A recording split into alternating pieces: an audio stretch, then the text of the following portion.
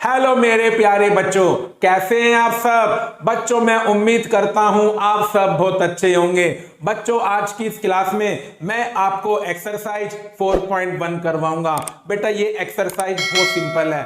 बस आपको एक काम करना है, इस वीडियो को पूरा देखना है और फिर देखना बच्चों, इस वीडियो को देखने के बाद ये एक्सरसाइज आपको बहुत ज्यादा सिंपल लगेगी। बच्चों, मैं आपका दोस्त आलोक जैन आपका स्वागत करता हूं आपके अपने चैनल वैम्स एकेडमी में। तो चलिए मेरे प्यारे बच्चों, आज की क्लास को शुरू करते हैं।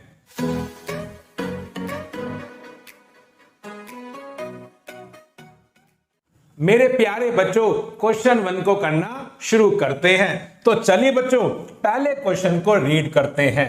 The cost price of a notebook is twice the cost of a pen. Right a linear equation in 2 variables to represent this statement. बच्चों, यहां पर ना हमें कंडीशन गिवन है कि एक नोटबुक की कॉस्ट पेन की कॉस्ट की ट्वाइस है। और मेरे बच्चों, इस कंडीशन को, इस स्टेटमेंट को आपको ना लीनियर इक्वेशन इन 2 वेरिएबल में चेंज करना है। मेरे बच्चों, यहां पर 2 वेरिएबल है, एक तो नोटबुक की कॉस्ट और एक पेन की कॉस्ट। तो बेटा, इनको हम नाम देते हैं, एक को हम x मान लेंगे और एक को y मान लेंगे। तो देखिए बच्चों, let cost price of a notebook. तो बच्चों, मैंने माना कि नोटबुक का जो कॉस्ट प्राइस है वो x रुपए है। बच्चों, कितना है? x रुपए। और बच्चों, cost price of a pen, बेटा मैंने क्या माना? y रुपीज है। बच्चों, अब देखिए बच्चों, मुझे इस कंडीशन को किस में चेंज करना है? इक्वेशन में, कि नोटबुक की कॉस्ट प्राइस पेन की ट्वाइस है। अब बच्चे, बात तो मैं जानता हूं ना, जितना यहां पर कॉस्ट होना चाहिए उतना ही कॉस्ट यहां पर होना चाहिए, तभी दोनों एक्सप्रेशन आपस में क्या होंगे? इक्वल होंगे। बेटा, नोटबुक पेन का ट्वाइस है, इसका मतलब क्या है? अगर पेन का प्राइस 5 रुपए है तो नोटबुक 10 रुपए की है। अगर पेन का प्राइस 10 रुपए है तो नोटबुक की कॉस्ट 20 रुपए है। इस स्टेटमेंट का मतलब ये है। अब देखिए बच्चों, मैंने नोटबुक को x माना है और पेन को y माना है। तो देखिए, अकॉर्डिंग टू क्वेश्चन, अब बच्चों क्योंकि क्वेश्चन में लिखा हुआ है नोटबुक पेन का ट्वाइस है, इसका मतलब क्या हुआ? जितने प्राइस में 2 पेन आएंगे उतने प्राइस में एक नोटबुक आएगी। तो आप क्या कह सकते हैं बच्चों कि x किसके इक्वल है? 2y के। क्योंकि मेरे बच्चों, अगर यहां पर पेन 5 रुपए का है तो आपकी नोटबुक कितने की हो जाएगी? 10 रुपए की। और दोनों एक्सप्रेशंस आपस में क्या हो जाएंगे? इक्वल हो जाएंगे। तो अगर नोटबुक पेन का ट्वाइस है और मैंने नोटबुक को x माना है और पेन की प्राइस को y माना है, तो इक्वेशन क्या बनेगी? x equal to 2y। मेरे बच्चों, 2y इधर ले आइए आप, किसका हो जाएगा? माइनस का हो जाएगा। तो लीजिए बच्चों, ये हमारी क्या बन गई? Linear equation in 2 variables. तो देखिए बच्चों, कितना आसान तरीका था इस स्टेटमेंट को लीनियर इक्वेशन इन 2 वेरिएबल में चेंज करने का। चलिए बच्चों, अब करते हैं क्वेश्चन नंबर 2। बेटा, express the following linear equation in the form of ax plus by plus c equal to 0 and indicate the values of a, b and c in each case। बेटा, आपके सामने कुछ पार्ट्स हैं और आपको हर part में जो आपको इक्वेशन दे रखी है उसे ax plus by plus c equal to 0 की फॉर्म में चेंज करना है। इसे क्या बोलते हैं? Linear equation in 2 variable. तो देखिए बच्चों, पहला पार्ट बच्चों, ax plus by plus c equal to 0। तो बस आपको क्या करना पड़ेगा? ये रहा ax, ये रहा by प्लस c होता है, ये जो कांस्टेंट है आप इधर ले आओ। तो मेरे बच्चों, ये क्या बन जाएगा? इधर आकर माइनस का बन जाएगा। तो लीजिए बच्चों, ये इक्वेशन मैंने किस में चेंज कर दी? ax plus by plus c equal to 0।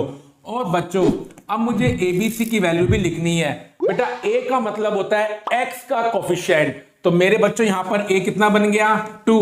बेटा, b का मतलब होता है y का कोफिशिएंट। और बच्चों, c क्या होती है? कांस्टेंट टर्म, जो वेरिएबल से फ्री होती है। तो कितना सिंपल क्वेश्चन है। एग्जाम में ऐसे क्वेश्चन 1 मार्क्स में आ जाते हैं। चलिए बच्चों, अब देखिए सेकंड पार्ट बच्चों, x minus y upon 5 minus 10 equal to 0। अब बेटा ये तो already ax plus b y plus c equal to 0 में है बच्चों। चलिए बच्चों इसको ऐसे लिख देते हैं, x plus minus 1 upon 5 y plus minus 10 equal to 0। बेटा बात तो वही है ना, plus minus minus plus minus minus. तो बेटा गिवन इक्वेशन किसमें चेंज हो गई, ax plus b y plus c equal to 0 की फॉर्म में चेंज हो गई। चलिए बच्चों अब लिखते हैं ए बी सी की वैल्यू। बेटा a का मतलब क्या होता है, x का कोफिशिएंट जो यहां पर 1 है। बेटा b क्या होता है, y का कोफिशिएंट माइनस 1 अपॉन 5। और मेरे बच्चों c क्या होती है, कांस्टेंट टर्म जो वेरिएबल से फ्री होती है, माइनस 10। चलिए मेरे बच्चों अब करते हैं तीसरा पार्ट। बेटा तीसरा पार्ट क्या है, minus 2x plus 3y equal to 6। बेटा प्लस का 6 आप इधर ले आओ, किसका हो जाएगा, माइनस का हो जाएगा। तो देखिए बच्चों ये equation ax plus b y plus c equal to 0 में चेंज हो गई। और मेरे बच्चों अब यहां पर a कितना बन जाएगा, -2 बच्चों। b क्या बन गया बच्चों, 3। और c क्या बन गया बच्चों, -6। लेकिन देखिए बच्चों इस क्वेश्चन का एक आंसर और पॉसिबल है। मानिए आप इसमें माइनस कॉमन लेते हैं, ले सकते हैं बच्चों। अगर आप इस पूरी इक्वेशन को माइनस से इंटू कर दें तो माइनस का 2x प्लस का बन जाएगा, प्लस का 3y माइनस का बन जाएगा और माइनस का 6 प्लस का हो जाएगा। तो मेरे बच्चों ये तो आपकी इक्वेशन बन गई ax plus b y plus c equal to 0। और अब बच्चों a बन जाएगा 2, b हो जाएगा -3 और c हो जाएगा 6। बेटा आप एग्जाम में कैसे भी करना, दोनों तरीके सही है, आपको मार्क्स पूरे मिलेंगे। आप चाहे ऐसे करो आप चाहे ऐसे करो, उससे कोई फर्क नहीं पड़ेगा। चलिए बच्चों अब करते हैं fourth part, x equal to 3y। बेटा कितना सिंपल है, आप 3y को यहां ले आइए, ये माइनस का हो जाएगा। अब ax plus b y plus c equal to 0 हो गया। बेटा मैंने आपको बताया था इंट्रोडक्शन में c की वैल्यू 0 हो सकती है। ये भी क्या है, लीनियर इक्वेशन इन 2 वेरिएबल। और मेरे बच्चों अब यहां पर a कितना बन गया, 1, क्योंकि 1 x का कोफिशिएंट है। b कितना बन गया, -3।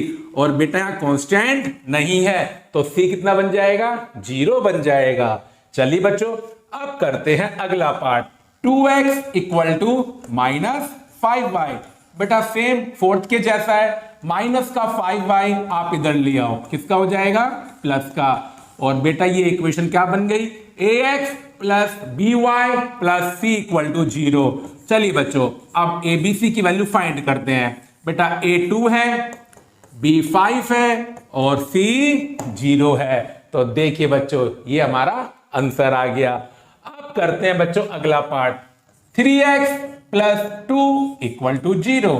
अब मेरे बच्चों यहां ना y नहीं है, वैसे तो ये लीनियर इक्वेशन इन 2 वेरिएबल नहीं है, ये लीनियर इक्वेशन इन 1 वेरिएबल है। लेकिन मेरे क्वेश्चन की क्या डिमांड है, मुझे इसको ax plus b y plus c equal to 0 में चेंज करना है।